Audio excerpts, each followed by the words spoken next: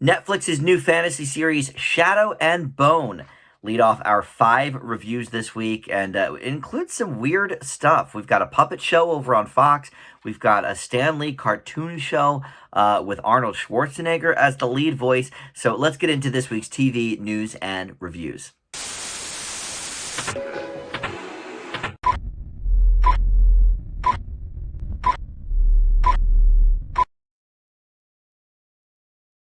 Hey guys, Dan here. This is Dan Reviews It, and TV news and reviews for the week. We've got 5 new shows to review, and that leads off with Netflix's Shadow and Bone. We're going to get to all of that coming up, but first we've got a whole big slate of news, so let's get to it. A lot of networks are starting to put on their renewals for next season. They're starting to shape up their 2021 to 22 TV seasons. So we have a lot of news there. So over on ABC, Big Sky is coming up for season 2. This is no surprise. It's the biggest freshman series they have this year.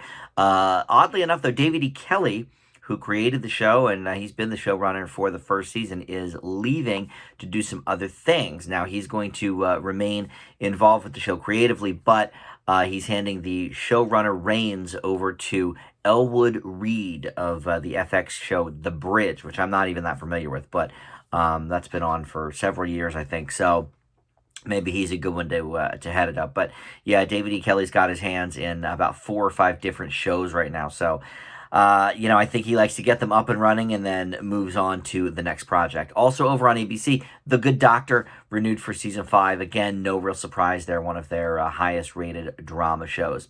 On NBC, we've got pickups for Young Rock and Kenan, which join Mr. Mayor in all 3 freshman comedies being renewed for season number 2.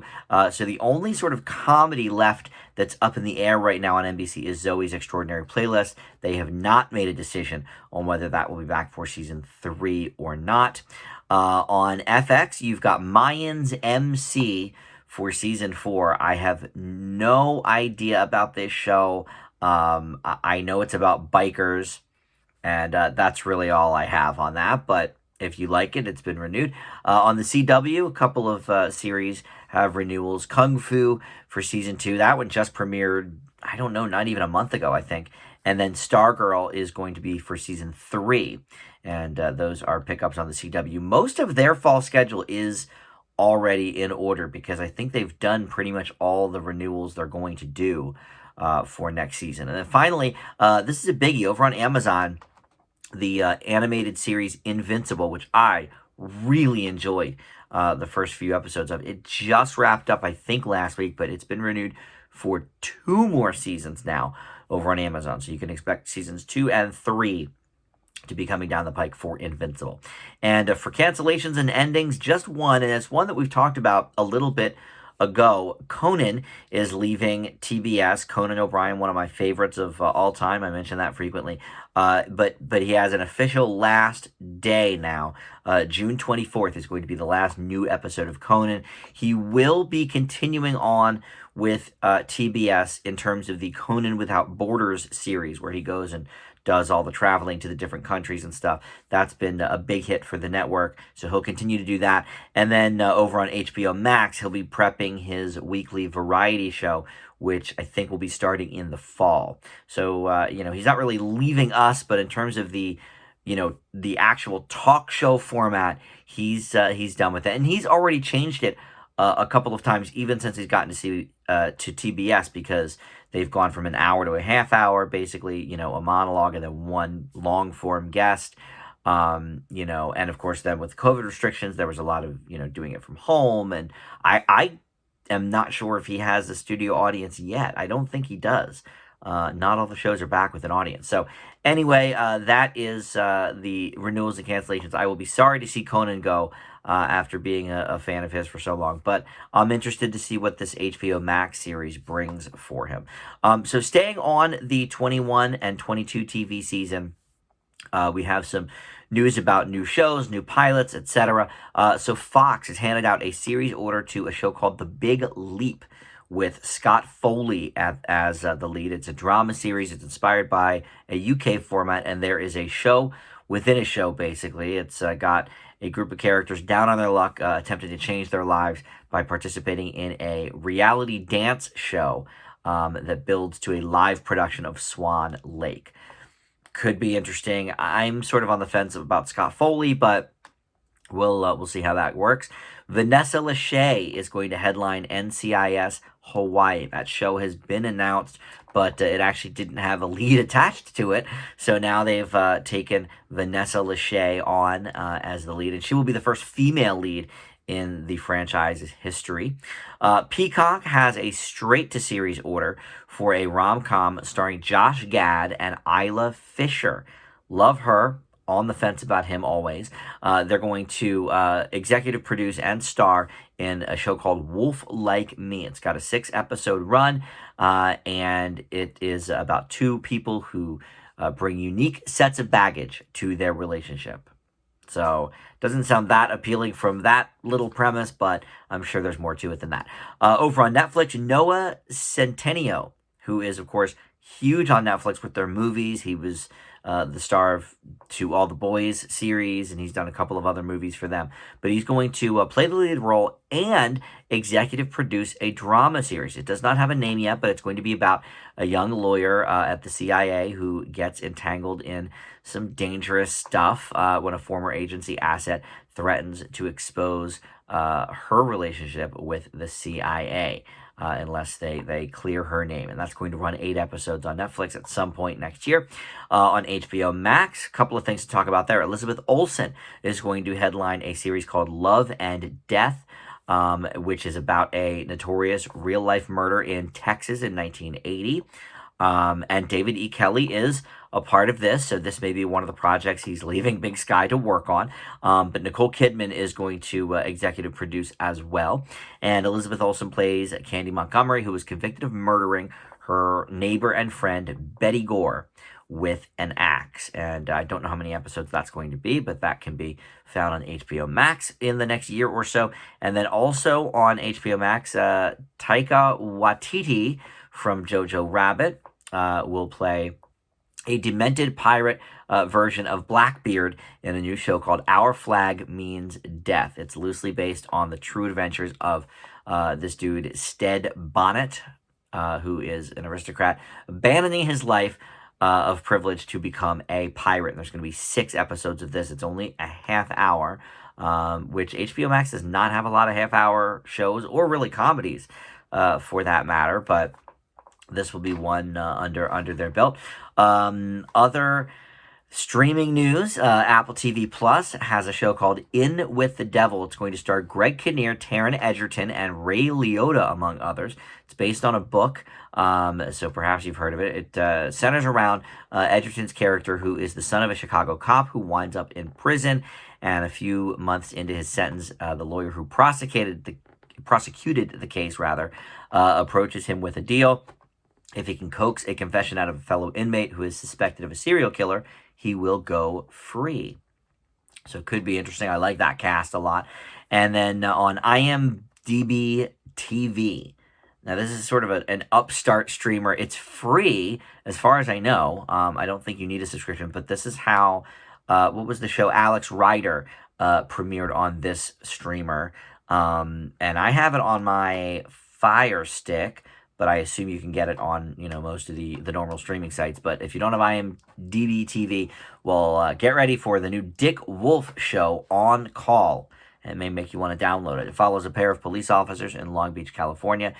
Each episode is going to track the duo as they respond to a new radio call, arriving on the scene to deal with it. And it's only a half hour, which I think is a first for Dick Wolf. He's, of course, known for Law & Order, and now he's known for the Chicago series on NBC as well. But they're all hour long, so this may be his first foray into half-hour television. All right, so that's it for next season's shows that we know about this week. Let's talk about some odds and ends. A bunch on MTV, so let's start there. Ken Jeong is going to host a show called See Us Unite for Change, which is going to stream on all MTV platforms at once: MTV, BET, VH1, TV Land, Nickelodeon, Paramount Network, Pop, among many others. And that's going to be Friday, May 21st at 5 o'clock p.m. It's going to be basically I don't think it's a telethon of sorts. I think it's just a sort of news documentary show, I guess. Documentary. Why can't I say that word? About the Asian assaults that are going on in this country. And how we need to sort of come together and stuff like that. Usually Ken Jeong plays sort of a fool, so there may be some humor to this as well, but I think that the bottom line is going to be pretty serious, as well it should be. Leslie Jones is going to host the MTV Movie and TV Awards on Sunday, May 16th. We talked about this last week with some of the nominees, and I thought it was odd Leslie Jones was nominated for Best Comedic Performance in Coming to America when, it could have gone to Eddie Murphy or many other people. But now it makes sense. She's hosting the award. So, okay, fine. We'll nominate her for the award as well. And then they also have another new version of the Movie and TV Awards for reality shows. I'm losing my mind here. The inaugural Unscripted Awards is going to take place the next day, which will be Monday, May 17th. That's going to be hosted by Nikki Glazer. I didn't even bother reading the nominees last week for that one to you guys, because who really cares? But if you are interested in reality TV, you can check that out. And then this sounds very interesting to me. This could get me back watching MTV for the first time in a long time.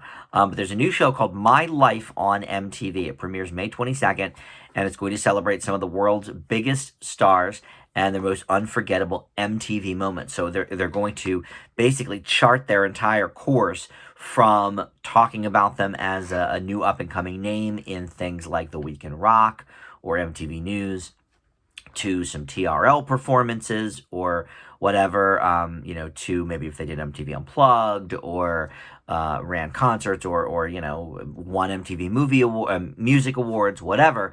And some of the people that they're going to highlight are very, very popular. I mean, it's pretty much everybody that you probably would associate with MTV over the last maybe, 15, 20 plus years, except like Beyonce. She's the only huge name that isn't here, but it's going to include Lady Gaga, Diddy, Snoop Dogg, Miley Cyrus, U2, NSYNC, Britney Spears, Alicia Keys, One Direction, Backstreet Boys, Linkin Park, Green Day, Katy Perry, Nicki Minaj, Jonas Brothers, Justin Timberlake, and Usher.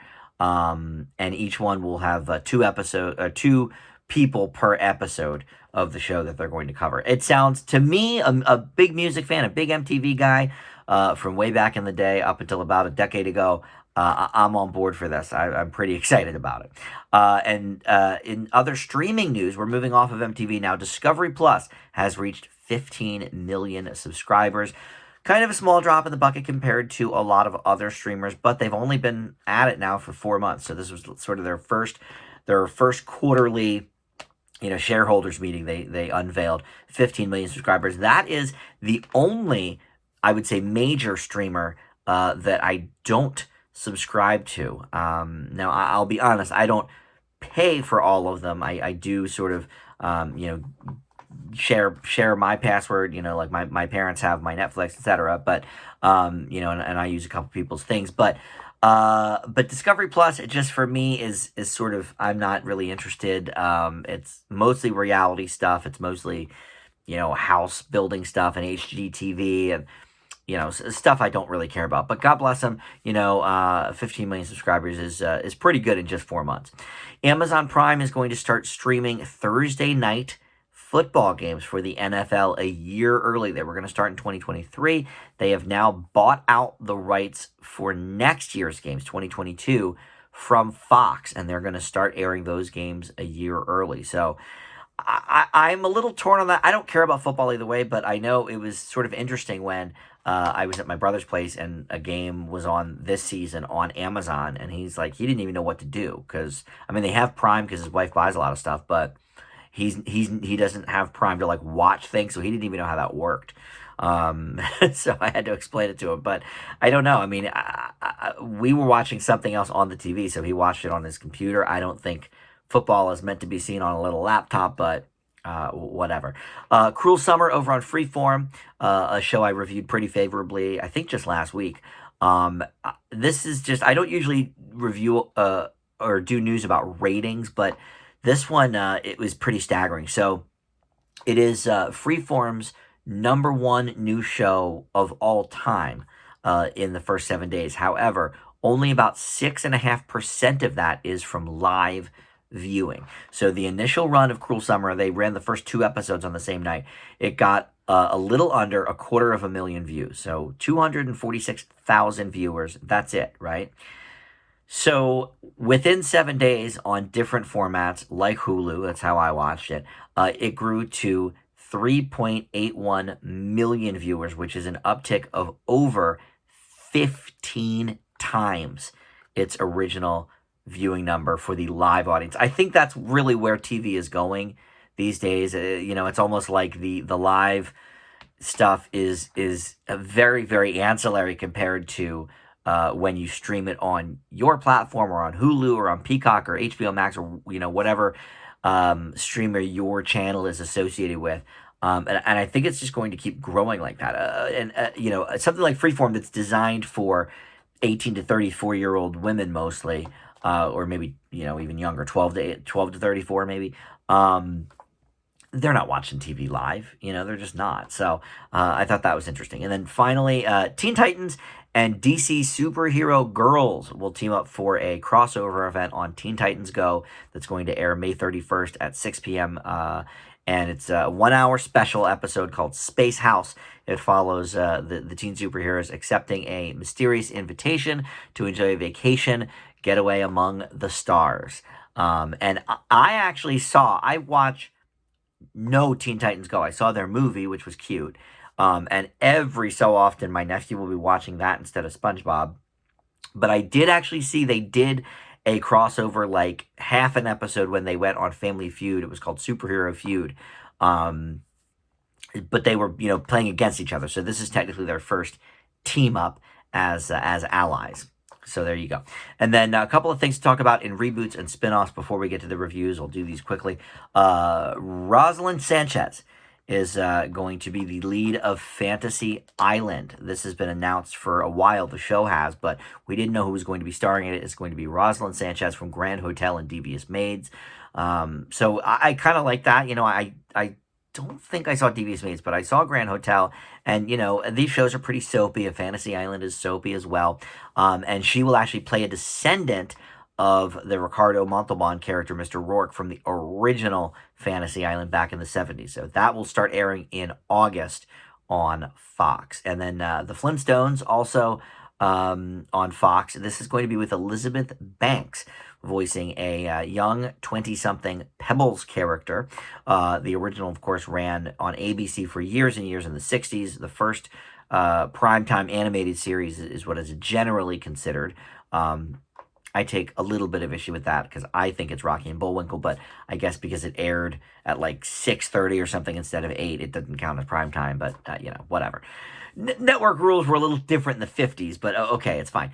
But in any case, this will air on Fox, and it is not the first time they've tried to do it. Seth MacFarlane, you might remember, like a decade ago, tried to do a version of it for Fox as well, but ended up opting out after reading some early scripts. So now this time maybe they have a better grasp on it. I'm a Flintstones fan, so I'm all for this show existing, and and I like Elizabeth Banks too. So we'll see where they take it as we go. All right, let's get into the reviews. I have 5 to do this week, and like I said up top, some of them are a little bit odd. There's a puppet show over on Fox. There's an Arnold Schwarzenegger cartoon on some streamer that I had never heard of, and I had to download. Hulu has a reality show competition, and then a new Peacock show starring Ed Helms called Rutherford Falls. So let's start with, I think, probably the biggie of the week. It's Shadow and Bone on Netflix. This is a fantasy series based on a couple of different book series. There's a trilogy, which is Shadow and Bone, and then there's a Six of Crows novel. And they're both by Leah Bardugo, I want to say.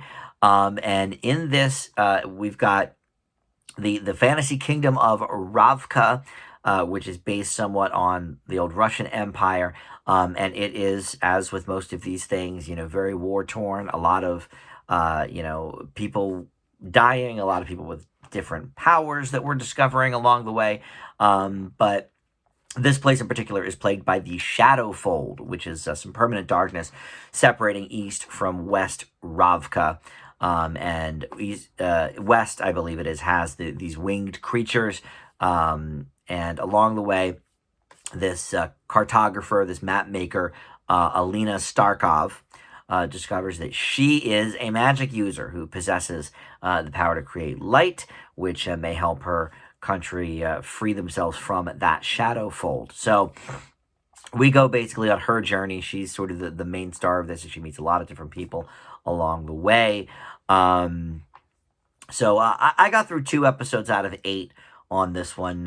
I'll be honest, I really wasn't looking forward to yet another fantasy show, because when I started doing this TV news and reviews a little bit before COVID, Game of Thrones had just ended, so like networks were just falling all over themselves to do all these fantasy shows, and some of them are okay. Most of them are not my cup of tea. I really did enjoy Carnival Row. I thought that was good. But most of them, I could sort of grade based on, all right, well, how would a person that loves this kind of stuff feel about it? Because that ain't me. But this one, I had a really hard time with. Now, I will say Jessie May Lee, who plays Alina, I think she's okay. I don't think she's amazing, but she's very competent here. And I do think that the world building and the production design is very good.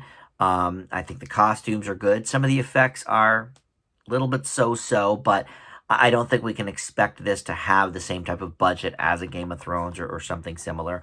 Even maybe something on HBO now. I think His Dark Materials is on HBO, right? That's another one of the sort of Thrones copies. But there's a few things I found hard to get past.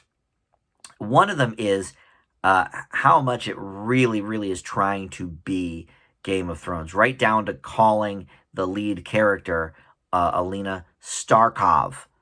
Starkov. They had, the Starks on Game of Thrones, and now we've got Starkov. And I know that's from the book, but still, obviously the book writers trying to sort of bite a little bit from R.R. Martin there. So, all right, that's a minor quibble, the name thing, but it just seems a little lazy to me. But other than that, I feel like if you have not read these books, you will be lost like I was. I really, really had a hard time following along because there's like 5 different plots and stories going on at once. We're introduced to so many characters immediately, and because like they chose not to just go with, okay, let's make this one book into season 1 and then we'll go from there. They decided to sort of grab parts of each of the 2 series, and my buddy Tim explained it to me before I actually had watched it. And now that I've watched it, I'm like, yeah, that makes sense, because there's so much to kind of follow along with. I got very lost in the sauce. And by the end of the 2nd episode, I actually really wasn't attached to anybody. I didn't really care about this romance that was blooming. I cared a little bit about the journey that Alina was on. And I do think that, as we meet new people, I liked finding out, what their story was, and maybe they had, something special about them, special power. And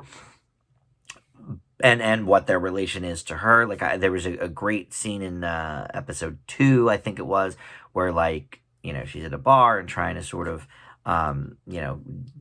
throw people off the trail, of who she is. There's some interesting conversations here, but by the end of 2 episodes, I still wasn't really attached to anybody, except maybe her. So this was, even, I try to grade these things on, like, this is not made for me. I didn't watch Game of Thrones. I don't like a lot of this overly fantastical stuff. Sometimes in a 2-hour movie I can deal with it, but like to commit myself to a whole series of it, I don't ever feel like doing that. And so usually after I review them, I never, even if it's a good grade, I never follow up. This one I think I will purposely not stick with, though. I really hoped it would be good. It's been, firmly perched in Netflix's top two since its premiere about a week and a half ago. But it's not for me, and I don't know. I guess if you read the books, maybe you'll get more out of it. But I think if you didn't read the books, I think you'll be lost like I was. So I leave Shadow and Bone with a C. It was a disappointment. All right, up next, we're going to go to Fox for this puppet show I've been talking about. Let's Be Real is the name of it, and it is from the mind of Robert Smigel, who is behind Triumph the Insult Comic Dog. He's an old SNL writer, and he is one of the co-writers of this series. This had a special before the election in October of last year, which I didn't see. I wasn't actually aware of it, but it had a special, and now it's launched its own 4-episode series, and it reminds me a lot of I don't know who will remember this, probably nobody, but in the late 80s there was a show called DC Follies, and it was just like this. It was the same style of puppets, and sort of same type of political skewing humor. If you ever saw the video for Land of Confusion by Genesis, that's the same people that created the DC Follies puppets. Here though, it's interesting because you have the main characters and the main targets, let's say, being puppets. So you have, Donald Trump, Joe Biden, Mark Zuckerberg, Chrissy Teigen, Gina Carano from Mandalorian. So you have like those people being puppets, but then a lot of people surrounding them are live action. Like, for example, the Trump bit they did had him doing like an Antiques Roadshow, trying to sell off old things from the White House that he like messed up. But everybody he's talking to is a real life person. So that sort of does separate a little bit. And it makes sense because how many puppets do they need to make? They can't make 100 different puppets every week. So you stick with the puppets you have, and okay, we'll put Trump, next week in this setting, or we'll put, Jeff Bezos, if we use him again, we'll put him in this setting or whatever. I thought the show was funny. I wasn't surprised by that. I'm a big Robert Smigel fan. I like Triumph the Insult Comic Dog. And this is, a lot of sort of, I don't know, politically incorrect type stuff a little bit, which I think sometimes networks are a little too sanitary these days, and we can't offend anybody. And so, there's still some stalwarts out there like South Park who just go guns a-blazing and don't care who they offend. And sometimes I miss that, I got to be honest. In fact, the bit they did here with Bezos and Zuckerberg was about how they're so into our lives virtually that even if we're not ready to come out, they know that we're gay, and so they'll come out for us, and then Amazon will send us like a care package, to introduce us to the gay world or whatever. And as a gay man, maybe that's kind of offensive. I thought it was funny, because it certainly wasn't. I don't think skewering gay people. I thought it was more skewering, Big Brother and Bezos and all of that. So I found that to be funny, but certainly political stuff can sort of fall flat a little bit, but I thought this was pretty funny. I think whoever they have voicing Trump, I don't think it's Smigel, but whoever they have voicing Trump did a really great job, much better than like Alec Baldwin, for example, on SNL. So that was good. My one complaint, and it's not my only complaint, but is that they recycle the themes a little too much. So you'll get this like 2.5 minute skit, but then they'll cycle back through it. There were basically like 4 skits they did, and 3 of them were repeated multiple times through the show, just with different, punchlines and stuff. I'm not sure if it's better to just do one 5-minute presentation and then move on to the next skit, or maybe people get bored with that, so it's better to do it this way. I'm not sure, but if that's the case, it's okay. But I would have rathered maybe them having 8 or 9 different sketches then, and maybe repeating those themes in future episodes, sort of like the recurring characters on SNL type of thing. Because the problem is by the time they hit it the second or third time, the jokes they're telling just aren't that funny, because it's basically variations on things we already saw. So, a bit of a mixed bag, but I did like it overall. I certainly laughed. So I give Let's Be Real a B. Up next is Rutherford Falls. This is over on Peacock, and it's Ed Helms and the team behind some of the big shows on NBC in the last 15 years: The Office, The Good Place, Parks and Rec. Michael Schur, who, if you're an Office fan, you know as Mose. He played Mose on the show, but he co-created Parks and Rec. He created The Good Place, and he co-creates this show as well with Ed Helms and another person, Sierra Teller Omelas. But this basically revolves around two lifelong best friends. Ed Helms plays Nathan, and his buddy Regan Wallace, or Wells rather, who's played by somebody I don't actually know, Jana Schmiding. But she was actually pretty funny in this for somebody I was not aware of. She played very well off Ed Helms, who, of course, is a comedy pro, especially on television. But basically, they are in this sort of political fight, and they go from sort of being on the same side to being on opposite sides, and sort of go back and forth, at least in just the 3 episodes I saw. But this show reminds me a little bit of Ted Lasso in its approach of sincerity and sweetness. Ed Helms is this guy who's lived in this town his whole life. He is a proud descendant of the town's founder. He runs the Heritage Museum, and they want to sort of change the town a little bit. These new politicians coming in, so he's trying to fight for that and save what he wants. And then this best friend of his, Reagan, she is a Native American, so she has ideals of developing the history of her people, and the knowledge of that in the town. And as such, she runs sort of a similar heritage museum inside an Indian casino that's there. So it reminds me of Ted Lasso with that sweet sensibility. These are very nice characters. But that doesn't mean that the show doesn't have bite, much like Lasso. There's a lot of punchlines here, and not always at the expense of them either, or their niceness or kindness or whatever. It's not always that kind of joke, but sometimes it is, and that's okay. I don't think it's nearly as cleverly written as Ted Lasso, and I also don't think Ed Helms is as likable as Jason Sudeikis as Ted Lasso. Ed Helms, I sort of go back and forth on. I mean, I don't think he is necessarily the guy to head up a show. That's why, in part, those last couple of seasons of The Office were so bad because Michael left, okay, but Ed Helms was sort of, carrying the show at that point. And, it just didn't work. And, there were a lot of problems with the last couple seasons of The Office. But then we look at things like, the Vacation reboot movie, which was not that good. He's much better in supporting roles, like in We're the Millers, for example, and some of the other film work that he's done.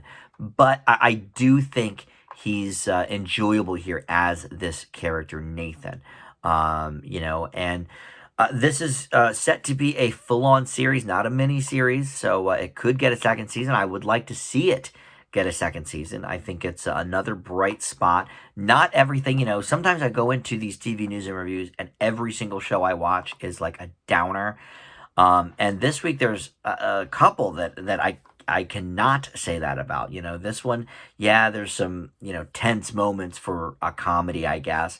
Because there's some fighting with the characters, but I really like the way this was written. I think if you like those other shows I mentioned that Michael Schur was a part of, it's not obviously as like smart as The Good Place, or Parks and Rec, and maybe the characters aren't as likable as some of the ones on those shows or The Office, but I think it takes some of the best of those shows and sort of mixes it together into something that is unique. I don't think it's necessarily biting off of any of those shows either.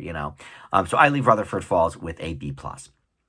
All right, now this is probably the weirdest one of the week. It's Stan Lee's Superhero Kindergarten. Now this is available on Cartoon Channel. Now cartoon is spelled with a K, And there's an exclamation point at the end, and that's helpful because there's apparently 2 different apps called Cartoon Channel, and none of them have anything to do with Cartoon Network. This is the most confusing thing. But Schwarzenegger's been out promoting this show, so maybe you've heard about it by now. The first weekend it had over 2 million views on the premiere episode. But this is basically one of Stan Lee's final projects before he passed away. He does have a cameo, at least in the first episode that I watched. And the premise is basically this former superhero comes down to teach kindergarten, and these kids all have superpowers as well that they developed when they were babies that they don't quite know about yet. And so he's going to, tell them about it and talk about it. It's voiced by Arnold Schwarzenegger. And so this becomes sort of a superhero version of Kindergarten Cop. And boy, don't the creators know it. There are so many winks and in-jokes that kids will not understand at all, but adults will really enjoy. He keeps winking to the camera. He keeps saying, "I'll be back," the whole bit. He even at one point talks about how when his character was a movie character, 20 years before, he was played by the great Arnold Schwarzenegger. So I mean, there's breaking the fourth wall, and then there's this is like something other level. It doesn't necessarily bother me, but is it trying a little bit too hard? I mean, they crammed all of this into just the first episode. So I think the shtick can get a little boring, but I guess it could give parents a nice laugh while their kids are watching it for the little kids. There's some, obvious go-tos for a show like this. I mean, it's aimed basically at kindergartners, but it's also aimed at, I think, Marvel fans, Stan Lee fans, Arnold fans, because I think they'll enjoy it as well. But like the main audience for the educational purposes is like 6-year-olds. But the principal is called Principal Shouts a Lot. It's one of those where it's like the names are so cute. But John Landis, the famous movie director, is voice directing Arnold here. He doesn't actually direct the episodes, but he voice directed Arnold. And as far as I can tell, from my memory, this is one of the first animated features or animated things Arnold has done. He doesn't do a lot of voice work, as far as I can remember. But this was also written by former SpongeBob head writer Stephen Banks. So it is funny. It's just bizarre. It's so wink, wink, nod, nod. It's so tongue in cheek. It's so fourth wall breaking. It definitely goes a little overboard, but I think to introduce kids to superheroes, and they even go outside the box a little bit of Marvel because there's a Shazam reference in this. So even that, sort of opens kids up, so they're not just talking about Marvel stuff only, even though it is a Stan Lee production. But look, I think if you're a Stan Lee fan, if you miss the guy, you want to see his last couple of cameos that he ever really did, you should watch Stan Lee's Superhero Kindergarten on Cartoon Channel with an exclamation point. I give the show a B. All right, and finally, we're going to go to Hulu for this competition series called Exposure. Hulu does not have a lot of reality competitions. I'm not sure if they have any that are original anyway. They run a lot from other networks, but in terms of original, I don't know. But in any event, not only is it a reality competition, but it's a branded one. And what that means is that this has basically a sponsor, in this case, the Samsung Galaxy, and they are really touting that inside the episodes because it's a photography competition, and they want to show us how great the pictures are that you can take with the Samsung Galaxy S21 Ultra, whatever. And it's amazing, and oh my gosh, the pictures. So I have mixed feelings about this. First of all, Lego Masters does basically the same thing. I mean, it's basically just an ad for Legos disguised as a reality competition. Why don't I care, though? And I think the answer is because everybody plays with Lego. Lego is one of the top brands of all time. Everyone, all kids, eventually play with them. and become adults and sometimes still play with them. It's something that is basically universal. Here, unless you have a Samsung Galaxy, well, I don't. I have an Apple. I take my videos here for YouTube with my iPhone 11. And, it works out fine. I don't think I'm going to be making films with it, but I think for YouTube videos reviewing Stan Lee cartoons, I think it's fine. But this is so integrated that, they have to talk about it and they have to, oh, now don't forget the Samsung, Galaxy can do this and that. And it reminded me a little bit of when The Apprentice was on with Trump. And because I did actually watch the first few seasons of that before I couldn't take anymore, long before he ran for president. But basically, whenever he would send the people out on a mission, for example, doing a marketing campaign for, Taco Bell or something, then they would talk about, oh, Taco Bell's so great. And it was like so obvious that they were just getting free ads and all of this. They're, well, not free. I'm sure they paid for them, but there's a whole integration thing. I think there's ways to do it well. I'm not sure that this is one of them. However, I think the competition itself is pretty interesting. Will Smith and Jada Pinkett Smith are the producers of this, and I do think it's a fun competition. It's really cool to see what these photographers come up with for some of the challenges. And it's going to be a weekly rollout for this show. So there's probably 2 up now, but when I watched it, it was like 5 days ago. There was only 1 up. So I only watched the premiere. But I like the way that the judges interacted with the contestants. I do think they're a little bit all over the place with their suggestions, because there was one, and she pointed it out as well, but there was one woman who did something in the first competition that, they were like, well, you should try it this way, next time or whatever. So the next time she did it that way, and they also didn't like it. So she was like, I'm not sure what they're looking for, but obviously I'm missing the mark.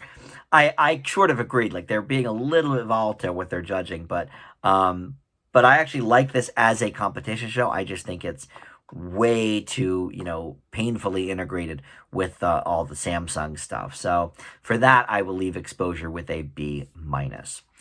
All right, so that is going to do it.